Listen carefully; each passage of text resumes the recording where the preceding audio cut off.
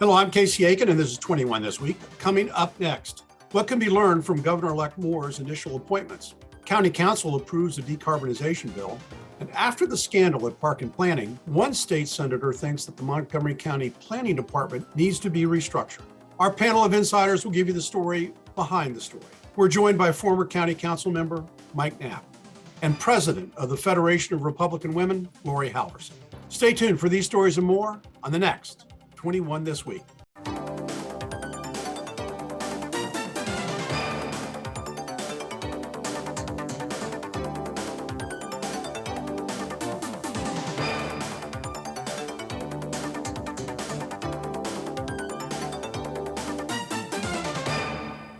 Governor-elect Moore has an impressive resume. He's a former investment banker, an author, a television producer, a Rhodes Scholar, an Army officer, and a White House fellow. But guess what? This is going to be his first political position. Mike, how will he achieve the aspirational issues that Governor-elect Moore discussed in his campaign, addressing poverty, improving education and equity, reducing unfair incarcerations, and increasing the minimum wage? That's a pretty full plate. It is a pretty full plate. One of the things I've been impressed with, though, is this team's ability so far to really keep the plate fairly tight. I think one of the things that happens when people get elected is they say a lot of things at the beginning, and then they get in office and they want to even do that much more. And one of the things I've heard them really try to learn from the transition with Governor O'Malley there was a lot of work. They created reams and reams of information about how all of the things they wanted to do. And the more team now is really trying to stay very focused, and they've set up a series of working groups, only 5 of them, and they're focused on very key areas, and each of those working groups is really trying to stay focused on just a small number of issues, and have been admonished to not be able to expand those issues significantly. You can refine them, you can make them clearer, but really trying to stay focused on those things that Governor-elect Moore and Lieutenant Governor-elect Miller talked about on the campaign, and stay very much within that box, because and to identify clear metrics that they can show progress to those goals and activities. And I think that's really important to understand, that you're not going to boil the ocean, that you've got to be able to be very clear, you've got to be very specific, and you've got to be able to measure what those outcomes are. And at least at the first steps show that the team understands that the governor-elect understands that, and that's where they're trying to move, in the direction they're trying to move. So, Laurie, let's take a look at the flip side of this, because as Jason Buckle, the Maryland House of Delegate Minority Leader, has said, Governor-elect Moore has never been in public office before. He's certainly never had to do public budgeting before. And it's easy to promise the interest groups the world. And if the money was out there for every purpose, he'd do it all. Is Moore going to have a problem adjusting to the realities of working with the General Assembly and balancing a budget? Well, the first thing that he'll have to adjust to is his own salary, because he was used to making over $900,000 a year working for a nonprofit, which was, wow, what an enormous salary he was making. And his salary will be something like $180,000 as governor. Yeah, but he gets free housing, Laurie. That's true. That's true. But that's going to be a big adjustment for him. But he's used to working with hedge fund investors and big donors like Oprah and George Soros through the Robin Hood nonprofit that he ran. And that organization has been criticized for lack of transparency. So he's going to have a big adjustment working in the government now, because we Marylanders, we demand transparency. And I think that he's going to have to realize he's going to have to explain everything he's doing and make sure that everyone has input.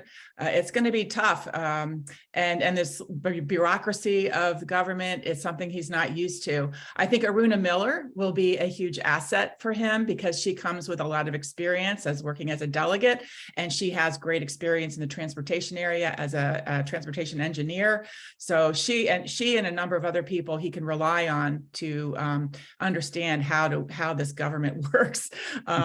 But in a few years, we're going to have, marijuana, recreational marijuana in the budget, where we're going to be getting more revenue. That's going to be possibly over $150 million added to the budget that he gets to play with. So the challenge is going to be really, how do you create a sustainability budget that won't just feed on the stimulus money that we're getting now, and all the other stimulus funds and rebates and things that are coming in right now. It's not going to be easy to sustain. Mike, I want to go to you, because just today was released a draft report by the Kirwan Commission talking about educational goals and how to achieve them in our public schools.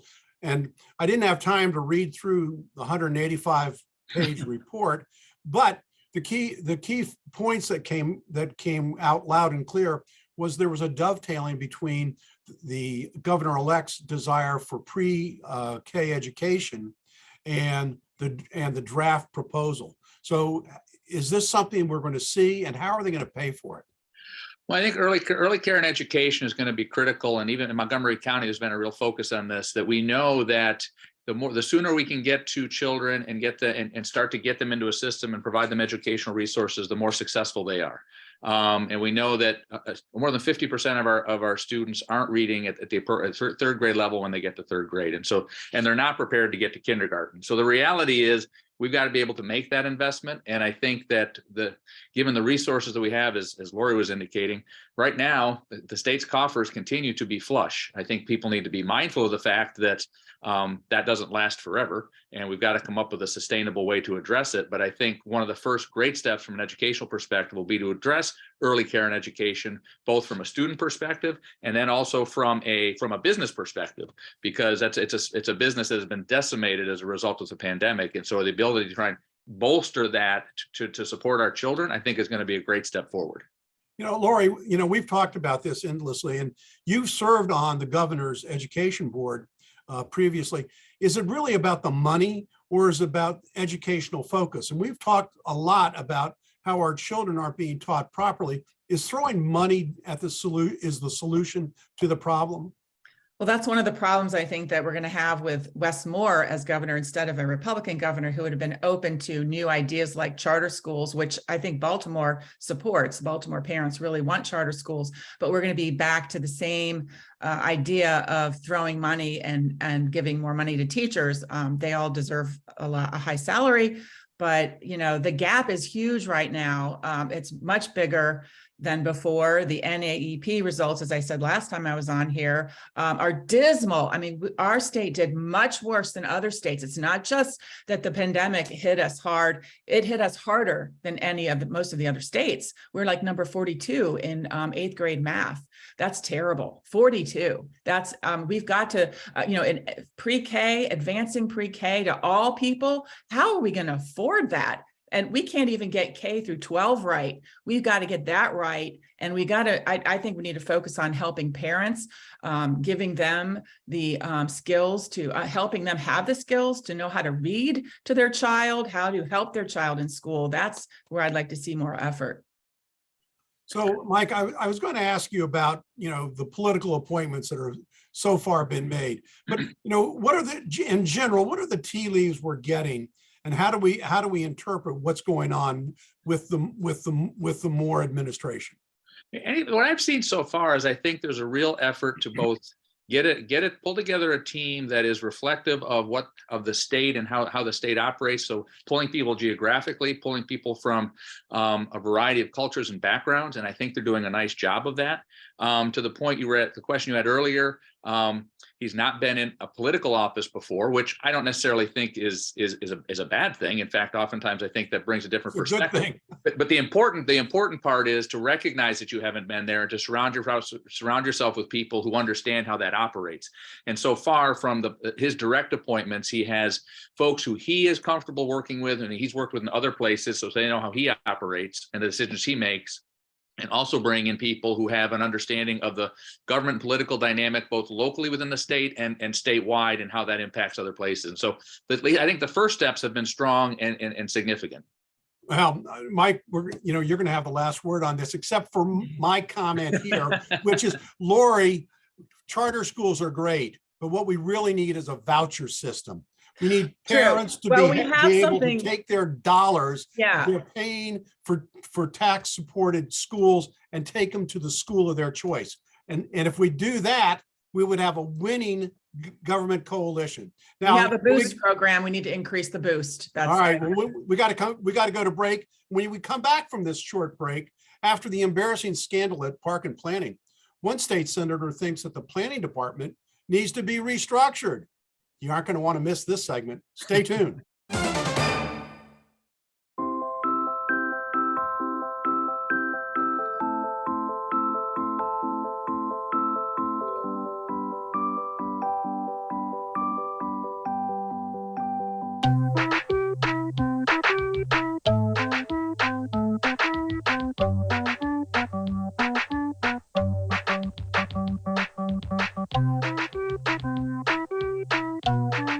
Start a story. Adopt at theshelterpetproject.org. Give me a hand with that. Oh, thank you. Did you see anyone drop this? Did you lose this? Thanks for helping us. No problem. Is this your bird? You're welcome. We'd do anything for kids. Yet 1 in 5 children in the U.S. struggle with hunger. Help end childhood hunger near you. Learn how at feedingamerica.org. Welcome back. The Montgomery County political world was rocked earlier this year when allegations of misconduct led to the Montgomery County Planning Board's mass resignation.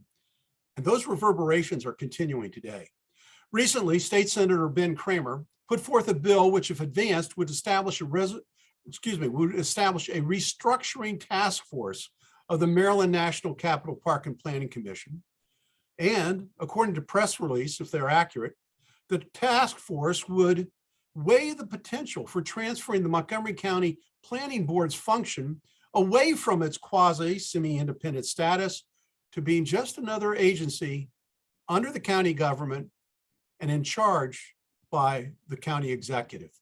Mike, the argument for such changes is that the commission's independence makes it difficult for residents to hold elected officials responsible for the commission's actions, but it also reduces the duplicative nature of the planning process. What do you think? You've been on the council, you've had to make those decisions. I have, and I think the fact that the planning board was all forced to resign gives an indication that there is accountability in the process, and when things go awry, there's a way to address it. I guess the thing I'm really struck by is the irony of the fact that Senator Cramer introduced this legislation because his father ostensibly lost re-election as county executive in the early 90s for proposing exactly this. And the fear was that he would actually, because he was seen as the pro-development candidate, that he would then assume this mantle and would pave over Montgomery County. Now, his son has introduced legislation that, interestingly, a county executive who has exactly the opposite perspective and doesn't want to see any growth and development in the county wants to achieve the same outcome. And so it's interesting that Ben is kind of serving in this pivot point at this interesting time. I think there really isn't. Park and planning has always been a challenge because of its process, and then you actually get permitting and moving things through county government. But I think that efforts have gone to kind of streamline that. I am concerned about the county executive, in particular, this county executive taking over the planning function because he doesn't want to see development. He really doesn't want to see growth. He doesn't want to see housing. He wants to do things like rent control. And I think that creates a real challenge. And so I think that in this instance, the county council's concerns are fair. Well, that's an interesting summation anyway. Laurie, the initial reaction from the county council, not surprisingly, because they would lose appointment, the process for naming the members of the planning board is negative. It's a terrible idea. And they don't want the administrative agency working for the county executive. They kind of like the status quo. But while County Executive Mark Elrich, he thinks it's a great idea because as Mike pointed out, he'd have control. Is this just an inside baseball issue? Because no matter what, the public was going to feel like they are left out of the process. It doesn't matter. They're not going to get any additional input into what is developed here in Montgomery County? Yeah, currently the county council has the unique power over the land use oversight. And this bill has been this way for about a century. And so it would take away their power. So it's obvious why the whole county council is very upset about this. But it does seem like the citizens are kind of left out of this process because, I mean, if this bill does happen to pass, which I don't think it will. I mean, just one person is proposing it so far. But I do think that if it does pass, it's going to, then the task force will be probably appointed by Mark Elrich, and then they're going to, which will probably be steered by Mark Elrich, and we're going to get a report that is not what we want to hear. It's going to be, I want to see an independent group come up with recommendations, because I do think that it may be time to look at the planning board and their responsibilities. And I mean, I think things must have been cooking for quite a while before this big mass resignation occurred. That things have been going on for a while. A friend of mine is a developer, and years ago he told me he had major issues with the bureaucracy and the friends of friends and who makes decisions. It sounds like there's a lot of stuff going on that should not be. And I'd like to see it a more democratic process and how it's handled. Well, obviously the Thrive 50 Montgomery process was fraught with criticism. And I know that's probably the genesis of some of this. It also seems to me, Mike, that because this involves Prince George's County and Montgomery County, that the bill has to be approved by the delegations for the two counties before it gets submitted. So my guess is this is going to die before it even sees the legislature. Yeah, and I think that's probably right. And I think, unfortunately, and Laurie raised this point, which is a fair point. We should reevaluate what our planning process is. We should figure out how to do it. We should always be looking at how to do things better. And this, unfortunately, because of how this is going to light up and be seen as fairly political, we avoid the opportunity to actually really take a look at how do we continue to improve planning in Montgomery County for the benefit of the citizens and for the growth of the county going forward. Because now it's going to be hung up in a political discussion, and we're never going to get past that, and we're going to have to draw lines in the sand, and we miss the opportunity to actually do a good thing and improve how the county operates. Well, thanks. Let's go on to our last topic, which is the county council, which is, to be honest, is a lame duck county council because many of its members will be leaving the council in the next day or so. The lame duck county council, as one of its final official acts, was to pass a decarbonization bill that would eliminate the use of natural gas and other fossil fuels as sources of energy in many types of new construction. Now, Mike, it's not really a surprise that this legislation was passed. I mean, the council has been all in on the anti-fossil agenda. They've wanted to see things changed over. So the only controversy seemed to be is how soon to implement the bill. No, I think that was right. And I don't think I'll say start with a negative. I think the reality is it's moving us in the right direction. But I think one of the challenges that this council has is, and we as a government tend to have, is we want to be right. And so we want to kind of pass a piece of legislation that says this is the right thing to do, but we don't actually think about how it's going to get implemented and how do we actually facilitate that. If in fact we believe this is the direction to go, then I think we really need to provide resources for the entities who we think are going to have to implement this next to actually be able to do it. Because one of the first things you're going to do is, especially if you're putting this in housing, is you're going to have fundamentally alter how we develop housing in Montgomery County at a time when one of the biggest challenges we have is creating affordable housing. So how do you facilitate, how do you provide incentives or resources to be able to allow folks who are building those new units to be able to do that and accommodate the new requirements you're putting out there and do it well so you can show how it can get done, as opposed to create another impediment to actually seeing the type of growth that we need in the areas we need to see it.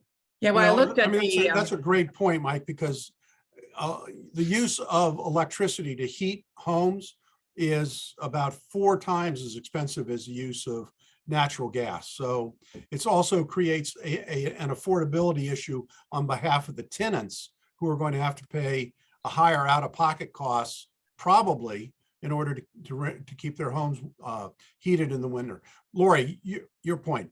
Yeah, I was just saying, Pepco has warned the county council that they don't have the grid capacity right now, and it's going to take some time, yet they still passed it anyway. I mean, they're asking them to slow down and they're like, they'll catch up. Well, you know, that's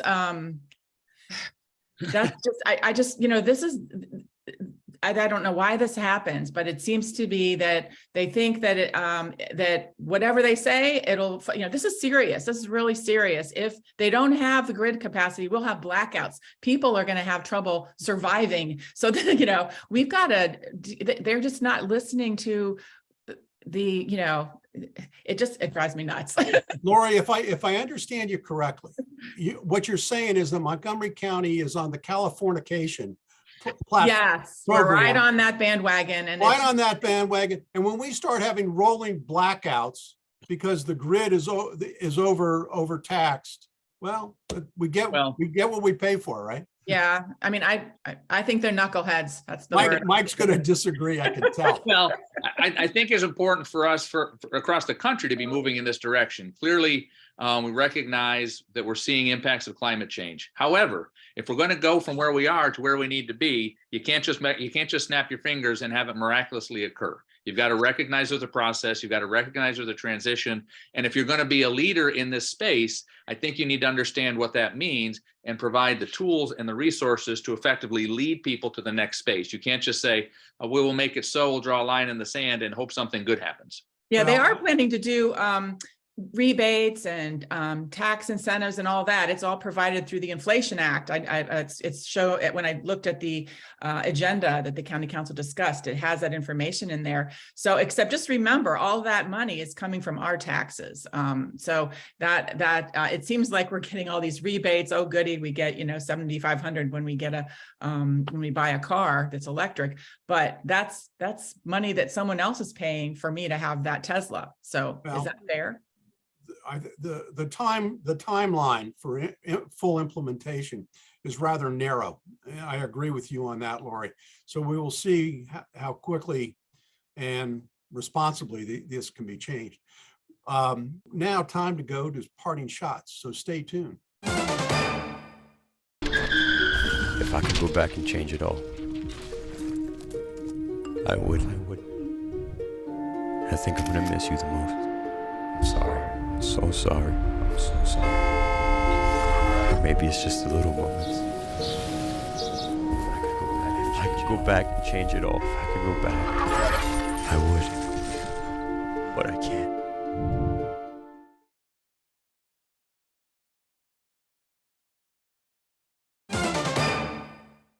Now with parting shots, Laurie Halverson.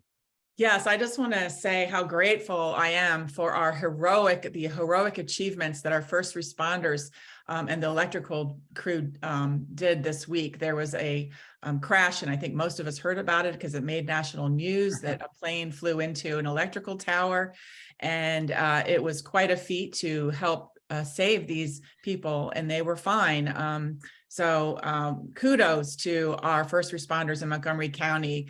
They're just so important in our lives, and we really need to recognize them when they do such great things like this. Thank you, Laurie. Mike Knapp, your parting shot. Thank you. Well, this week is significant in that we're going to see 6 new women sworn in as county council members in Montgomery County. And it's significant in the fact that we have 6 women at one time all coming into office as we expand from 9 council members to 11, especially since we've only had one female council member for the last 8 years.